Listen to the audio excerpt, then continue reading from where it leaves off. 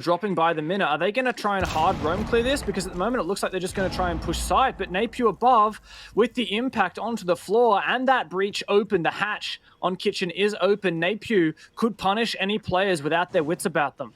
We've seen this done before. A lot of pressure be applied onto attacking teams who tried to move in for Kitchen, or into Kitchen rather, without, well, not necessarily knowing that there's a player in Logi, but having to be aware that those holes have been opened and there could be vertical pressure, and that still remains for Xavier, or for FAV rather. Now, there's one player who's going to get caught out. That's Shin, and that's Napier's moment to move downstairs, and he'll get a second. FAV getting caught out by the seconds as they continue to fall down. Now just Chloroform finds himself on his own. He's trying to play the vertical holes, but he can be shot down through the soft wall. He's going for what he can and back straight out of Freezer to some relative safety, but time is really of the essence. He'll make his way back into the building, but I don't think there's any way that he'll get downstairs in time. He may even find himself get caught out.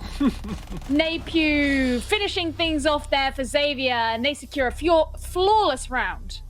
And as well, another example of the aggression that Xavier could be utilizing should any player move up the garage stairs.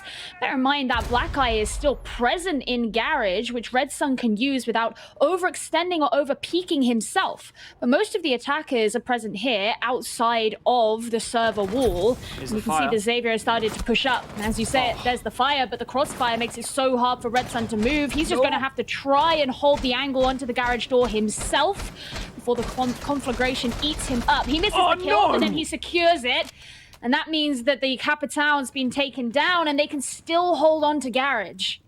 Yeah, that is so pivotal there. The fact that the fire didn't cover that 90 position meant that Red Sun wasn't forced into where he would have been exposed to the Kennel's breach. Onigiri finds one as well. This is classic FAV. They start to fall to pieces as soon as something doesn't go to plan. There's a crossfire here. Napier's getting aggressive. Number two's jumped straight into the bomb site and cleaned up two players, only to be refragged. At the end of the day, it is all up to Chloroform on the bomb site. He'll find one. And he can start this plant, but surely there's no way he can take it. Well, there's a C4 going through, and that will finish things off. He didn't have any opportunity to move off of the diffuser as time was already run out, and it didn't take much for Xavier to deal with it. And otherwise, they wouldn't have been sus there on the red stairs. Typon, though, to drone up towards Con, and now all three of these FAB members shaping up for an execute from the C side, but time is ticking away, only 20 seconds left. Yeah, shifting into logistics, being live droned, but Red Sun is there to get rid of the player, and now he holds control of the diffuser as well. FAV are definitely in a difficult position here, and Napier will continue to clean up. Once again, it's just Chloroform, and he finds himself probably feeling like he's getting flashbacks at this point for how often it's ended up this way. You don't have control of the other side of the map as well, so that's definitely going to turn out to be a problem if FAV aren't thorough, and Napier's all the way back upstairs and could potentially get a flank off once again. You can see how cautious FAV are being with their drones on the flank watch, particularly for that lobby side through lounge. But are they worried about main stairs as well at the moment? Not really. Also, having 5 players up typically means you don't have anyone on drones. We noticed that right now, but FAV, 3 people down the main stairs. That goo mine will slow this down. My concern here is there's no one watching flank watch at the moment. Napier is ready on the main stairs. Surely someone catches him off guard. FAV, you can't let him get away with this again. If he gets these kills, I am going to go absolutely mental. He's playing it patient for now as the 3 players of FAV are down here, but no one is watching upstairs. Shin's looking like he's going to head back on up, but this could be free real estate for Napier. He starts it off. He gets all 3 of the players. We've seen this one before, and FAV are going to be feeling that pain. And guess who's left? That's right, it's Chloroform. Xavier, looking absolutely dominant to the extent of hilarity on that round. Force panel. Utility expended to clear the barbed wire and Malusi Banshee on that main wall. And that does allow FAV to push up the stairs, but if you recall, last time there was a roamer downstairs. Fortunately, number 2 from the Kennel's wall punishes Red Sun, who moves just a little bit too much on the rafters. Now a 5 versus 3. This is the best position we've seen FAV in all game, but 20 seconds and Xavier are still prone like rats. They've got to execute. Well, DCH gets a kill and Scatman's ready with the shotgun. He gets the first one. Can he get a second? He cannot. FAV open up the wall even further, but just 7 seconds remain. The kill's coming for them. Onigiri, he is the last remaining member of Xavier. But they go for the res! And they run out of time. Xavier continue with their dominance, even though FAV had such an advantage in that round.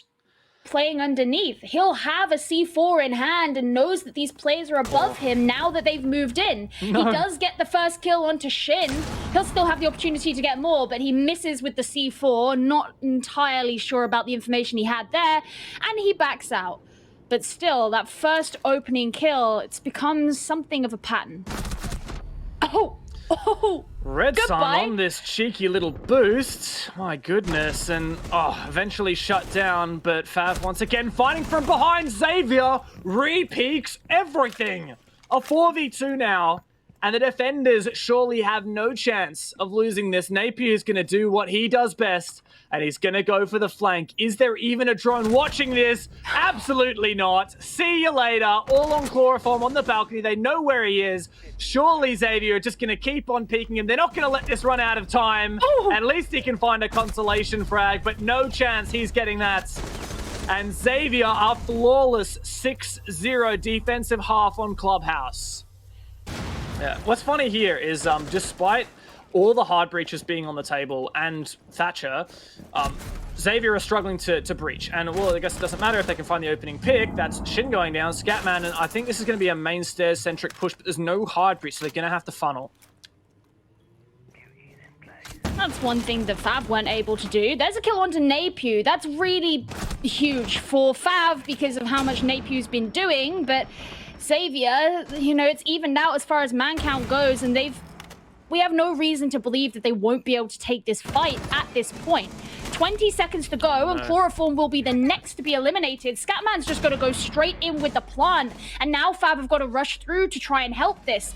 10 seconds, and there's the plant done. A post-plant situation. Number 2 gets a pistol kill onto Onigiri, but he takes a hefty amount of damage in the process as well. Scatman, Red Sun, they both get kills, and it's all down to Afro. He has barely any HP, just trying to peek in through the door. He can't be too overzealous, but he can't get anything. A 7-0 for Xavier on a map that we thought could, in theory, go either way. They showed just how much they can be. Revenge is best served cold, and Xavier certainly get their just rewards over FAV after an incredible 8-7 loss from Xavier last time these teams encountered on Playday 2. But we have an interview ready, so let's have a quick chat with Onigiri from Xavier. Hello, Onigiri. How are you doing? Hello. Very good today. Good to see you again on here on the interview. My first question is akin to the map. Do you think that starting on defense in Clubhouse gave you a bigger head start than what you expected? Yeah. That we feel lucky that we get defense first. Mm-hmm. There's something. And because. Yeah. What? Yeah. Go ahead. Well, what are you gonna ask? Go ahead. I'm waiting for your point, Onigiri. Don't worry about it. Okay. We happy that we get defense first because we have our strats and we learn how they play already from that play. Now, can I imagine that the strategy is destroy all of their drones and leave them with no information? Because Napier was playing the flanks the entire game. Yeah. How did you destroy everything? How did you deal with it? You got to roam, and when you roam, the drone comes to you. You don't go to the drone. Yeah. Honestly, was this just more Napier's game sense that was helping him? We studied at FAV, kinda not hunting the roamer if they lost too many drones. That's why we send Napier to roam, and when we get that drone, Napier start to use his skill play to make a play.